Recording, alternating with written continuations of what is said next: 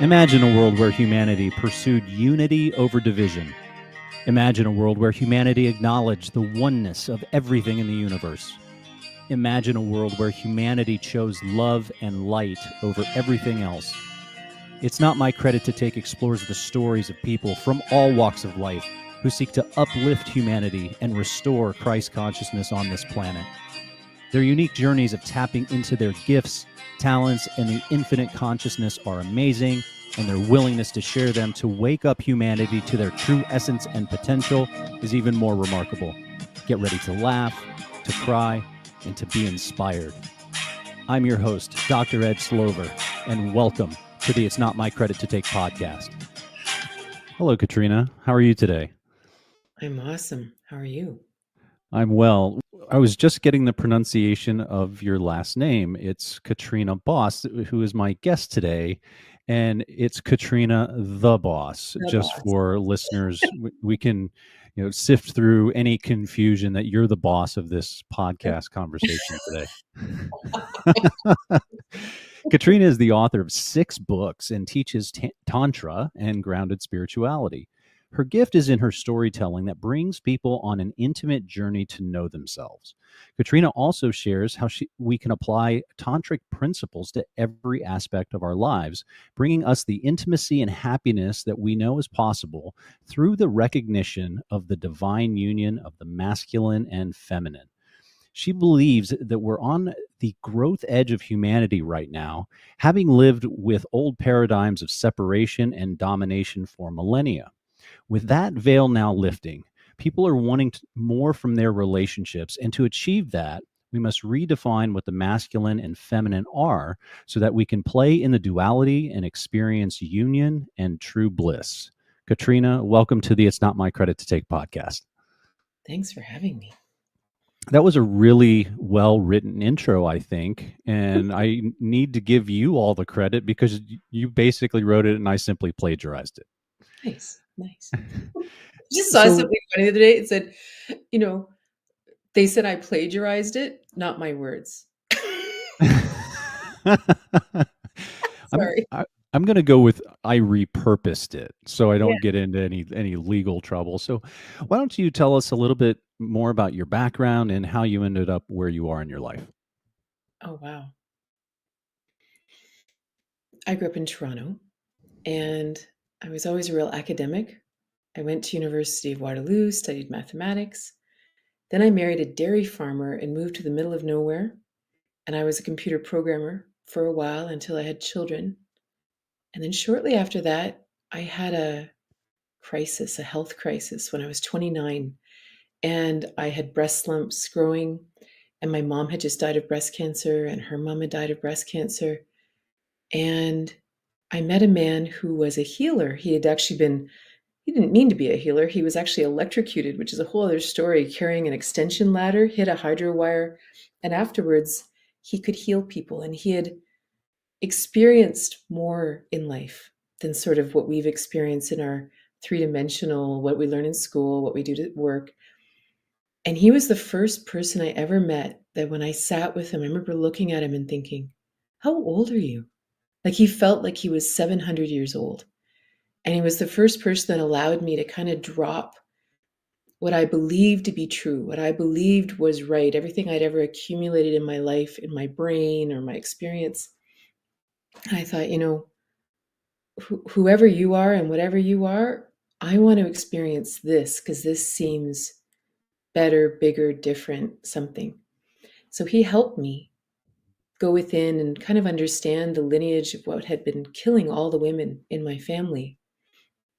And that was my big turning point because I had to go from that intellectual space to a heart space where I actually would listen to intuition. For me, it was the first time I really connected with God. And I know that word is really problematic for all kinds of good reasons, but that's the word I use. But that there is something greater guiding me, and that's actually how I healed. And that's actually my first book that I wrote, What If You Could Skip the Cancer? It's not actually about skipping cancer so much as it's about how do we listen within? How do we shut that powerful mind off and all of our fears and everything, and actually listen within and allow that to guide us, not just to healing, but to the life that is really ours. And so that really was a turning point. But I was busy then. I had children, we had a dairy farm, a million things sort of pull your attention. And then I was about 10 years into our marriage. And we had a good marriage. He's a good man. And but I knew there was more. I knew there was more in our day-to-day intimacy. I knew there was more in our sexual intimacy. As much as I'd like to pretend that I came to Tantra through purely spiritual uh, desires, it wasn't. It was part of life. It was part of that intimate relationship that there's more. And I was lying in bed, and all of a sudden, this word Tantra just bubbled up inside of me. And I'd never heard it before. And this was sort of pre-internet. And so I went to the local library, and I had the little old ladies order me every book on Tantra from all over Ontario. And when they came in, there was this stack of books. And this was still when you stamped the library books. Like, this is how long ago that was. And they're looking at me like over their glasses, like I was just some freak, because half of them were all like how to have kinky orgies and all this crazy stuff. But I knew I was looking for something. There was something, and I would look through and I'd be like, no, no, no. And then all of a sudden I found this book called The Heart of Tantric Sex by Diana Richardson. And I read it, and it was like, when I don't know if this is how we really learn, but it's like we deeply already know something, and then we see it written and we remember, but it had to become manifest here, perhaps in a book or perhaps in a talk or perhaps in some other way. And all of a sudden I went, oh, yes, this is what I'm looking for. And then my husband didn't have any interest in playing with it in intimacy. So I had to go into the spiritual end of it and really understand how Tantra applied to our life. Like, how did it apply to child rearing? How did I have to change how I saw the world? Like, you have to actually change foundational limiting beliefs to just accept a different reality. And it's not actually that complicated, but it's almost like sometimes it takes crisis to actually make that change. And so, and then eventually we did start to play with, how does this actually change our sexual life? How does that change that? And it's interesting how it's like, you're not allowed to talk about sex. Well, then we're not talking about spirituality. But I think that separation is by design, like by whoever wanted to control us or something. It's like, oh, no, no, we can't have them thinking spirituality and sex are in the same thing.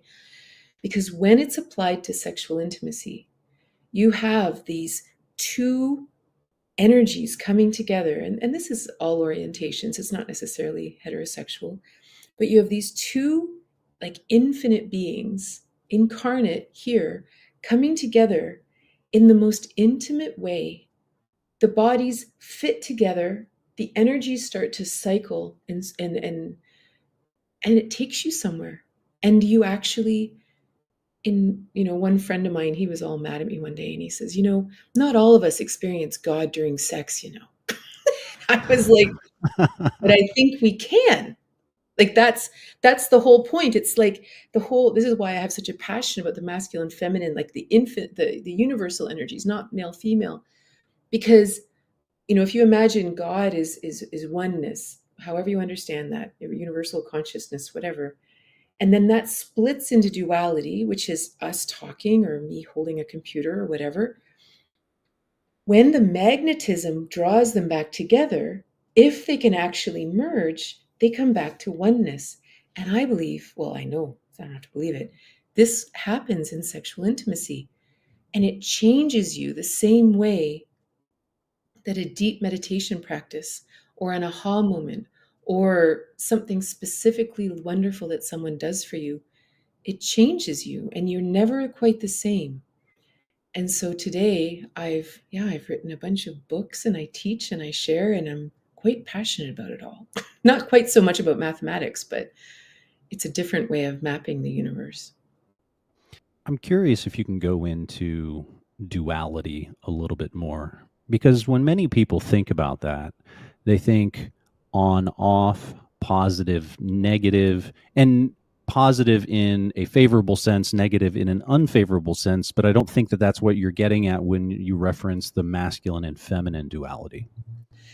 Yeah, it seems that there's at least two different ways that people even use the word polarity, or they use the word duality. So one, they use the good and bad. But even that is a construct created by religion, right? In true universal understanding, or in nature, there's nothing good or bad. A lion's not bad because it ate a gazelle, it just ate a gazelle. That's a mental construct within the human mind, or within a religious mind, that says, well, there's a good side of you and a bad side of you. And it's like, is there really? Like, that changes everything when there isn't. So that's one way that people do use duality, positive, negative, and it's really rampant because it's in many, many, many religions, which is the foundation of a lot of our thinking. In this case, the masculine and feminine, it's like, if you want, you and I talk sometimes about the idea of, that we are all here. Okay, so some people think that there's God, oneness. But of course, if you're just always whole, you're not really doing anything. So that then oneness created duality. This is like simple, like sacred geometry, created duality so that you could experience other. Well, how do you experience other? You might speak and the other one listens. You might touch and the other one receives that touch. You might take this glass and pick it up and put it down. This is on a foundational level what it is to experience duality. So you can take the masculine, feminine, not necessarily gendered. Sometimes it does apply in heterosexual relationships, but not very often. If I'm the one doing the action, I'm in the masculine. And this is the object that I'm lifting, right? It's really, really simple. If I'm talking right now and you're listening, I'm in the masculine and I'm sharing and you're receiving. And this is where it gets very confusing, because we've often thought of masculine and feminine as being gender stereotypes, right? Like the masculine, oh, well, they go and take the garbage out and they fix the roof, and the feminine takes care of the kids and does the laundry or something, right? But those are just gender stereotypes. Those are all masculine because they're all doing. If you're caring for the children, you're doing, and the children are receiving as the feminine. Or let's say you're protecting the children, you're in the masculine, the children are being protected. If you're taking the garbage out, you're in the masculine. And so in many ways, what's happened in this patriarchy, and that's what I talk a lot about in the book, that all of this makes sense within this patriarchal domination society we've lived within, right? There's no balance, there's no connection, there's no anything. It's all about controlling other, and it's about suppressing the feminine, right? And it doesn't matter who you are. It could be the children being the feminine and the parents being the masculine, and children are to be seen and not heard. Or children are blank slates. When they enter school, they are nothing, and the teacher must fill that slate, right? There's this whole oppression. Certainly, we've seen it with women, we've seen it with minorities, we see it with workers at jobs where the bosses are the masculine and the workers are the feminine, and it's this oppression. So, a huge part of this journey is we all understand masculine energy, but we have no idea what the feminine is. It's like shifting the feminine, like the children in school, to imagine, well, what if the children are actually seeds of consciousness that just need to flower? Then, now what does the masculine school system look like? It's not oppressing them, it's actually creating an environment for them to grow. That's masculine feminine, not the domination. The masculine serves those children to help them actually flourish in the same way that you might with parents, and it's the same even in relationships. The masculine reads the feminine. It doesn't matter what it is. It doesn't matter. And it creates this epic magnetism. It creates this incredible bond, which is what we're really made for. And that's why I think this is really kind of leading edge, or it's at our growth edge, because we've lived in such separation. We've lived without love, without kindness for millennia. So this idea of like dropping our guards and deeply connecting with another, it's almost unheard of. Like, people might say, well, I have this one friend that maybe I could drop my guards with. But it's so unheard of. But I think that's where we're all going. That's what this awakening is, that we're like, no, we're capable of love, and we're capable of kindness, and we're capable of extremely deep connection. And that's why to relearn this masculine feminine, away from the domination, away from the holding the masculine up just as woohoo, right? And actually learning what the feminine even is, I think it's just such an important thing right now. It seems to me, based on that description and my own spiritual awakening, that how it's currently set up is fundamentally backwards in the sense that the infinite creator of the universe, God, is love and light. This dance of the divine feminine being love, the divine masculine being light. And as far as I understand this, and I love your take on this, it's the divine masculine, it's the light that provides the structure to uplift the divine feminine. It's action, as you mentioned earlier, but it's really structural. It's not a hierarchy at all. It really is a dance between the two. And am I capturing that accurately? Well, in everybody has different structures that we use to describe things. Yeah. So for me, the dance of the structure, the masculine structure, it supports the feminine chaos of the world. And chaos being a very good thing. Chaos is actually reality. The world is actually, it's like in many indigenous beliefs, spirit is chaos. It's in constant creation, but it's chaos. And if you look out into the world, no matter how much we try to impose order, because again, right, we impose order on nature, on chaos, on children, on freedom of choice, right? We try to use structure to impose upon it, but we're oppressing the feminine. We're oppressing the chaotic nature, the wild, the mystery of life.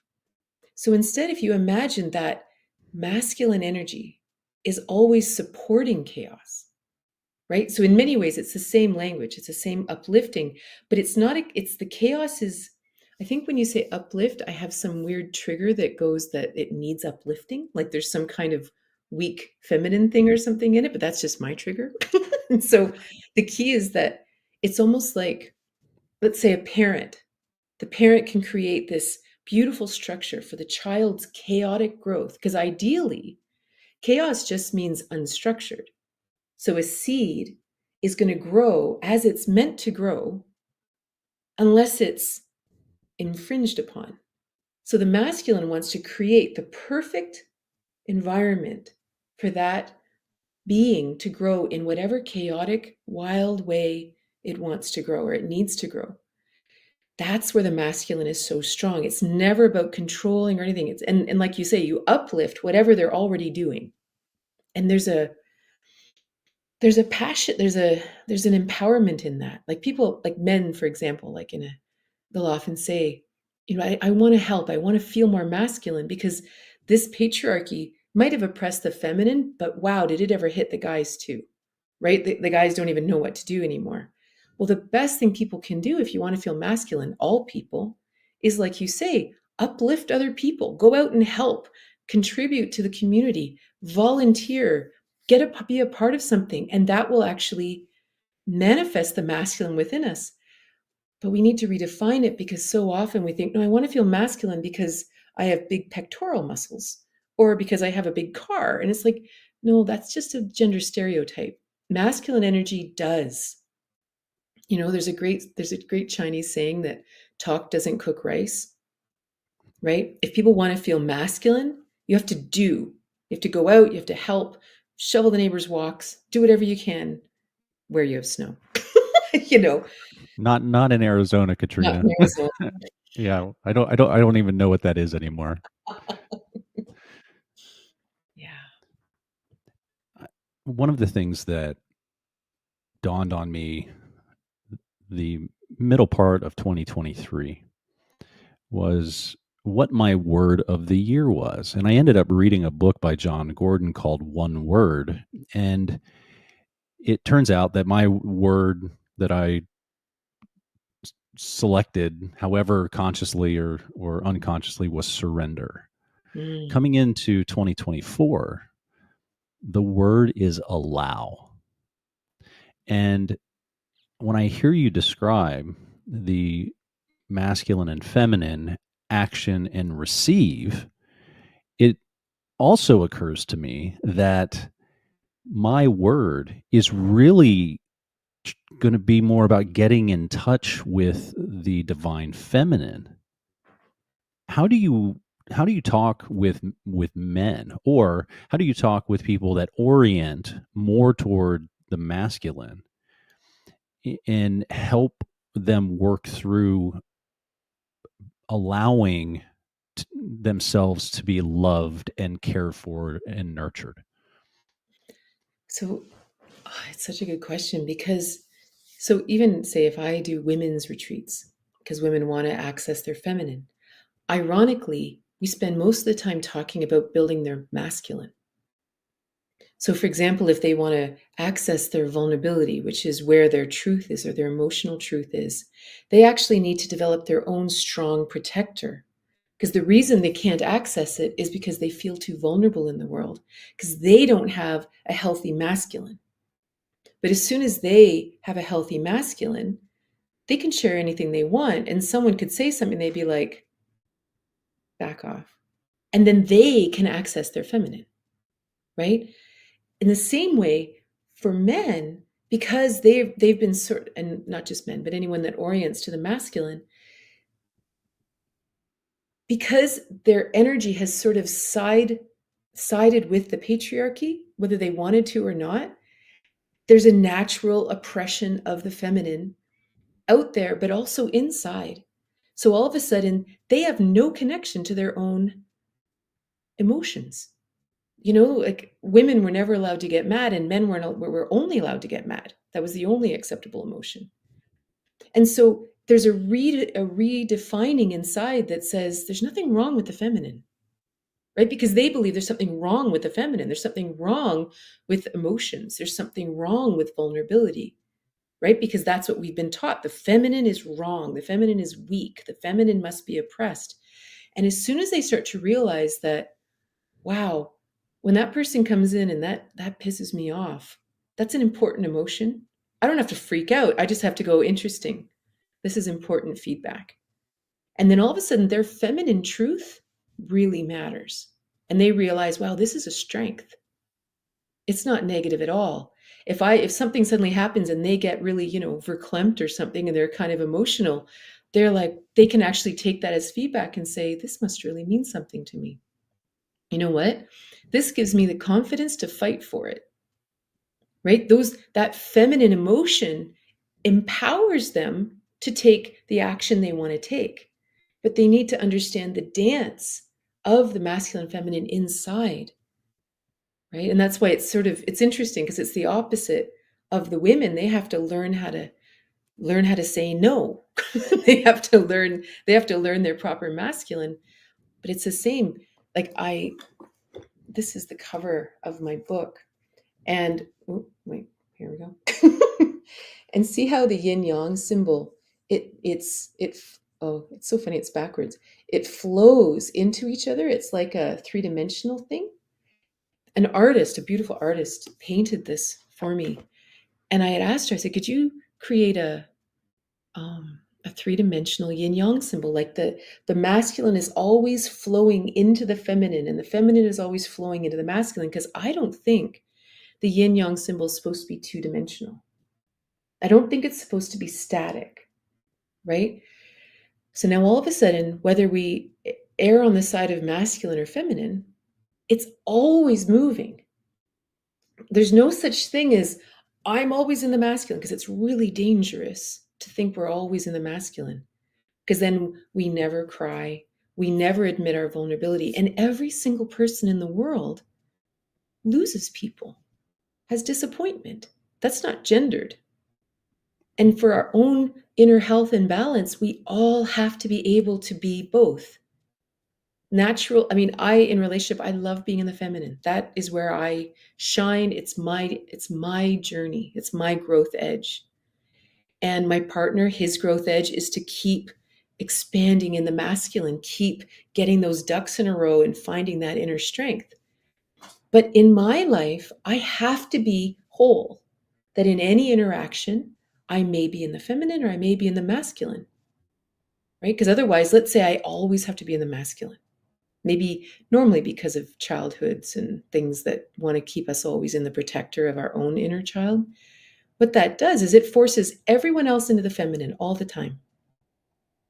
No one else is ever allowed to help. No one else is ever allowed to have an opinion, organize an event, nothing, because you're always in the masculine. So you end up throwing your whole world out of balance all the time. Same way if someone always wants to be receiving. Well, everyone has to always be giving. Everyone else has to protect them. So they are always throwing the world out of balance around them. And it's exhausting for the people and for everyone around them. So that inner balance is key. But I think for the masculines, it's actually realizing how powerful the feminine is. I'm going to have to take some time to reflect on that. That was so good. It was it was so good, and I have to also admit to you, Katrina, that I'm going to need to enroll in a self-esteem class. I think sometime after this recording, because what I've found, and this may be a stereotypical masculine dominated or even patriarchy, where we swoop in and need to be the hero. We need to rescue others, when in reality, maybe what we really need to do is to remind and allow for reflection and get the heck out of the way, and have the default setting be, hey, if you need something, I will provide that structure for you. Otherwise, I'm going to give you the space to find your voice. I mean, it seems that I've lived, most of my life sort of out of balance, within that. And that's why this idea of allowance or allow is really, really difficult, because you mentioned it earlier. A lot of this, as we get older, is less about learning new things and more about unlearning the programming. Would you Mm. agree with that? Oh, yeah. Well, the other thing about, I have two thoughts. One thought about the whole swooping in thing. It's interesting, like, say, when you're raising children. When you're raising children, you are always in the masculine. I mean, there might be times as they start getting older that there's areas in your life where you come together as two whole beings that can go back and forth. When children are very, very young, they are completely vulnerable and we have to care for every need. We are their protector, their provider, we are everything. But in my opinion, the role of the parent is to slowly help them develop that masculine as they get older, so that by the time they leave the nest, they are whole, right? So maybe around the teenage years, they're kind of like, I don't need your protection. I don't want your opinion. I don't want you to tell me what to do, because they intrinsically already know that they have to develop that masculine themselves. And the worst thing we can do is stay the masculine all the time, that they never get to protect, that never get to um, create that and strengthen that in themselves. And then eventually, by the time they leave, they're complete. And whether we're all perfect by the time we leave home or not isn't really the point. But one way or the other, there is a strange thing about wanting to be the white knight all the time. And I'm not talking about you. I don't know your situation well enough to, tell stories at a school kind of thing. But there's more to that, right? It's almost like, so part of why it's so important to access the feminine inside. Some parts of feminine is chaos. It's the unknown, it's wild. And again, we don't trust that. We don't trust wildness. We don't trust nature. Nature can hurt us. We have to control it, and we feel very good about that. But as soon as we can actually access that chaos inside of us and say, you know what, I actually don't know what I'm going to want tomorrow. I don't know what I'm going to want a year from now. I don't even really even maybe know who I am. I don't know who I'll be. I am actually a chaotic being. This is the nature of being human, that I am always shifting and changing depending on whatever's going on. That kind of uncertainty we've also been taught to fear, right? So we're very uncomfortable with that. What if we became clear in our own hearts with our own uncertainty? That, like you said, I surrender. I don't know. I don't know what is going on, but I surrender. And whatever's coming, I'm in. I'm open to that. This is loving chaos. This is connecting with chaos. This is connecting with our intrinsically wild, true self. Well, when we can connect with that within ourselves, if we have a loved one or a friend who's going through a difficult time, we're comfortable with it because we're comfortable with our own chaos. We don't need to swoop in because we know the power of then meeting our own chaos with the structure required. We know that inner journey because most people who are uncomfortable with other people's discomfort, they're not comfortable with their own discomfort, right? So that's again where that inner journey is so important. Yeah, we reflect back, or we're a reflection. I'm stammering here. We're a reflection or a mirror of what is in our external world. We just have to have the humility and courage to be able to look at it, whatever's going on with us internally. I mentioned in the opening that you believe we're on the growth edge of humanity. In thinking about this vibrational and frequency shift that the earth is undertaking, it seems that more and more the feminine energy, the divine feminine, is availing itself, and that chaos is causing some chaos. How do you balance this idea of tantric sex or tantric lovemaking, where it, like with my wife and I, where it is a union, and it's a union that's going to last, versus a culture that's hypersexualized and even rewards on some social scorecard casual sex. How do you differentiate between those two things? The hard thing is that when we repress something, it always is going to come out twisted, right? It doesn't matter what it is. That's again why it's so important to connect with our feelings.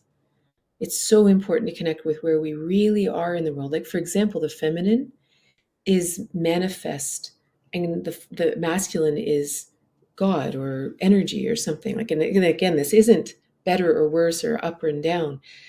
It's just that masculine is energy, feminine is physical. So that in many ways, what that means is when I connect with where I really am right now, am I sad? Am I hurting? Am I excited? Am I horny? What am I? Right? That alone is hard to connect with. Most people have no idea where they really are. They have a mental idea of where they want to be. They have 100 mental constructs that have adapted to the religious shaming from church, the abuse that they had when they were children, the shaming from our parents for whatever. Like, who knows what happened? That they have all these constructs, but they have no idea where they are. So, what's going on in the world? It's almost like it's the only way it could be based on our past. And so, there's some part of us that just has to say, it's inevitable. And many of us have ancestral trauma. Perhaps we have multiple lives. Like, who knows how we understand? I have no idea how things really work. But, even like the other day, I was sitting talking to my partner, and something he said had kind of bothered me. And I was sitting with it thinking, why is this bothering me so much? And my maternal grandmother, that's who I kept thinking about. And I'm like, this is her. This is her feeling of obligation. This is her marital chain. It's not me at all. And so I believe we have a lot that we're healing. There's a lot more going on. And so the world has to go a little crazy. But then for individuals that are like, I don't know, I don't want to call, I hate the phrase waking up, but anyone that kind of all of a sudden says, wait a second, I'm not a slave to this. I don't have to, just because I was hurt doesn't mean I have to do this. Just because, you know, all the marketing says I have to do this and this and this doesn't mean I do. I actually am more than that. It's even like, you and I have talked a little bit about yoga and Kundalini yoga or meditation. Some of the breath work that you do, like some people have heard of breath of fire or fire breath or kapalbhati. Kapalbhati actually clears the frontal cortex. And what's interesting about the frontal cortex is this is where theoretically we have imagination.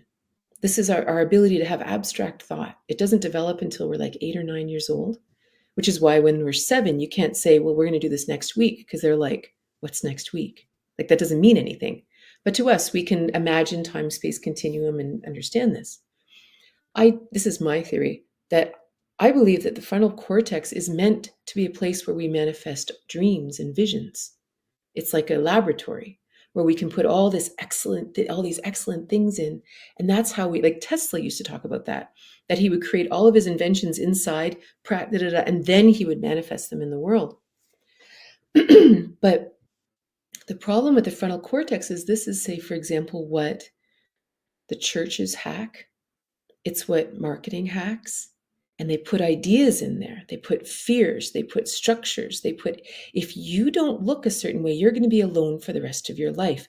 If you don't do this, and they've hacked this. Like I went back to university at one point because after I was sick and I got better, people were coming to me for counseling.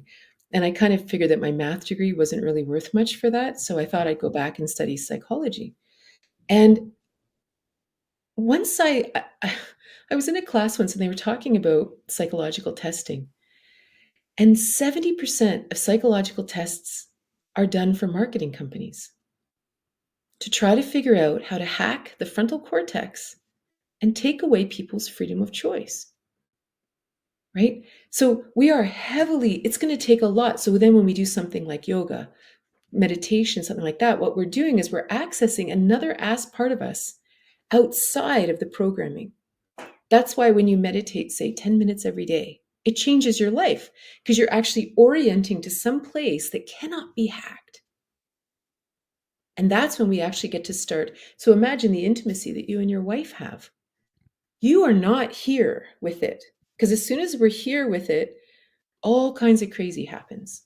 We have fears and we have performance anxiety and we have body issues. We have all these crazy things because of all this programming up here that says you're supposed to be this and this and this and this, or things people have said. But as soon as you can drop into your hearts, be present, actually go beyond that, suddenly you see this divine being in front of you, right? Who you could just lie and stare at each other for hours. It's so intimate and it's so lovely and it's so easy. But we have a lot of untraining and healing to do. And I think we have to be very gracious with ourselves, considering what we're working with right now. Yeah. Beyond sex or intercourse, how else can we apply tantric principles in everyday life? So, Tantra at its foundation is the idea that we are both divine and physical all the time. And this is sort of where it began, like in India, in that history. Historically, that's always the way it was. It was like indigenous cultures. There's no question. It's just, well, of course we are. They didn't even have words for it because they were connected with nature. They were connected with the cycles. They just lived as fully human, self-actualized beings. Self-actualized meaning recognizing their own divinity, right? And then all of a sudden, say, for example, in India, 4,000 years ago, the Aryans came in from the top and they took over and they installed the caste system. And they basically said, okay, we are the priests. We hold all the knowledge, and all of you will kind of serve us. Like, it's kind of a difficult history. But the tantrics were like, no, no, no, spirituality is part of our life. There's no only you guys do this. And because that's what happened, it kind of separated. And you see that in a lot of religions, right? No, we are the priests. We will interpret the word. We will tell you. And like, say, for in Christianity, they never said, as much as Jesus said, I'll be with you, as the Holy Spirit. That's not taught. No, no, no. We will tell you. We will tell you. And they don't teach you how to hear it yourself because you're divine, right? When you suddenly bring this awareness into your life, this changes everything. So suddenly, everything that happens, you have this other awareness that maybe there's more going on here. Even the idea that of divine guidance, that you to know that at all times you have guidance available to you, whether you're having a conversation with someone, whether, my kids always laughed that they never got punished, but I would make them sit on the couch and talk to me. they, they were 2 and 4 when I was sick, when I had the breast lumps and everything. And by the time I got through that, I didn't know what end was up. Like, I mean, I was 29 and I just was like, I don't know anything. And I thought I was really smart. Like, I thought I was really the cat's meow. And I thought, I don't know anything at all. How am I supposed to raise these children? Like, how the chance of me making the wrong choice is so much higher than hitting the right note. So even when they were little and they were just arguing about what show they're going to watch or who stole what person's toy or whatever they were arguing about, I would just sit them down on the couch, because what my big journey was with my illness was to sit, ask the question, and somehow sort out the answer among all the voices in my head, and then take action.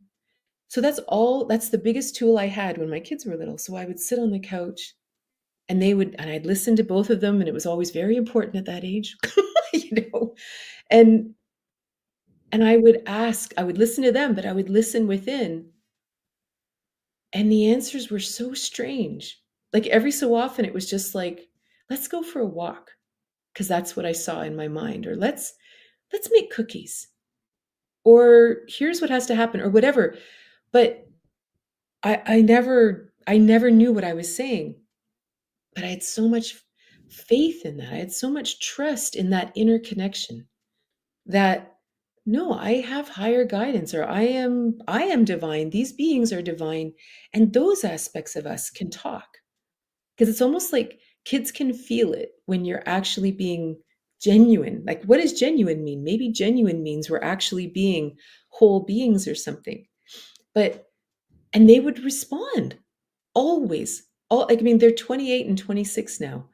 And even in their teenage years, I would be like, let's go sit in the couch. They're like, Mom. And I'm like, it's okay. We'll get. And one time, only one time, my daughter, when she was about 16, she looked at me and she's red haired, fiery, awesome. And she goes, Mom, I'm 16 years old and sometimes I'm just pissed off. There's nothing. But then we laughed and it was over, right? That was the answer. And there's something magical about living in a world above and below, right? That there's nothing that doesn't matter. There's nothing that isn't important, and there's nothing that's so important either. And it just changes everything. It's like people would ask me, like, how, because one of the things about tantric sex is that, you can make love for hours and hours and hours. And the number of people, like, even podcasts I've been on, they're like, what do you do for hours? Like, what do you do? And I always laugh and I'm like, can you sit on the couch and talk with a friend for hours? Well, sure. Well, you're just naked. That's right. Like, it's not Right. interesting. It's just presence. Yeah. And it's the same with everything. Like, can you just be present? Like, it's almost like the tantric.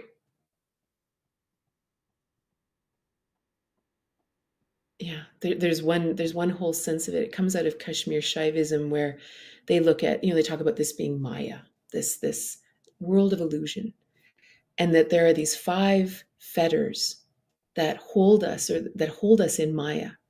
One is the idea of time, that there's even such thing as past and future, right? It's actually inherently wrong to us. It doesn't actually make any sense. But of course, we transcend that by simply living in the now, right? In the eternal flowing now. In other, there's five, but one of the ones that's significant is that um, the idea of causality, that I did this, it caused this, and therefore this happened. This isn't real.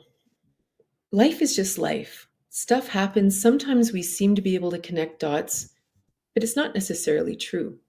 This is, in some religions, this would be the world of karma. And of course, how we get rid of this idea, how do we transcend this here and experience the bliss that we actually are, is by releasing our attachment to outcome, right? Do something because you love it and then keep walking forward. That's what allows us to kind of release that struggle. But that's not easy. Like it's that's a journey. So that becomes a journey to learn how to release our attachment to outcome.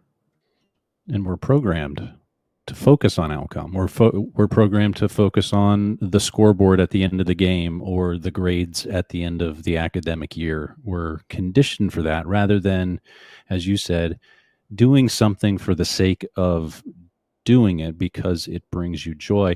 And when I hear that and I try to juxtapose that to what your daughter said when she was 16, she's like, Mom, sometimes I'm just pissed off. It reminds me of a really simple yet profound sentence, which goes like this: let what is be. Some might say it is what it is as it is, but let what is, and I capitalize is. It's like the isness, it's source, it's consciousness, it's God, it's all of it. And we, as far as I can tell, are a puzzle piece in the cosmic puzzle, right? A drop in of water in the sea of consciousness. And whenever we're able to do that, I think we have a shot at living both in the divine and the physical. Totally. Yeah. Totally. Well, it's like even the drop of water in the sea of consciousness. When we're caught up in the world and the need to get the A, the need to be special, the need to have, our ego stroked or whatever, that would sound very frightening. Well, I would just get lost in it. No one would even notice me in that sea of consciousness. Like I don't want to be a drop in the ocean. I want to be special.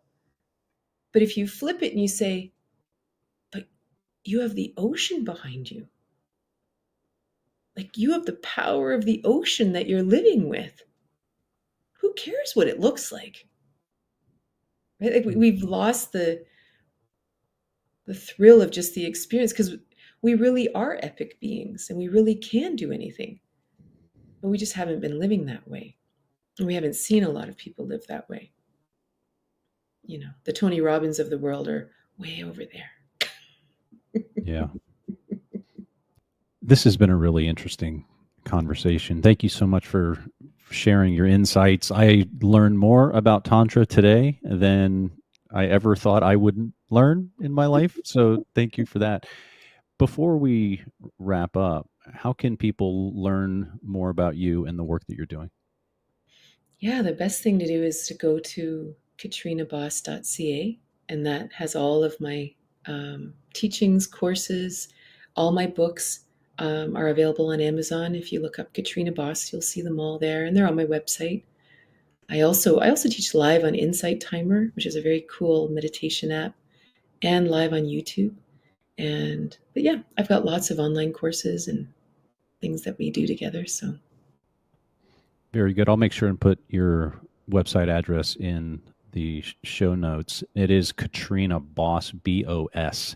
yeah. And if you would happen to reach out to Katrina, just remember that she is, in fact, the boss. That's right. That's right. That's right. Katrina, thank you again. This has been really, really interesting, and I very much appreciate your time. Thank you so much, Ed. This was awesome. You can contact the show at itsnotmycredittotake.com. We'd love to hear from you. God bless.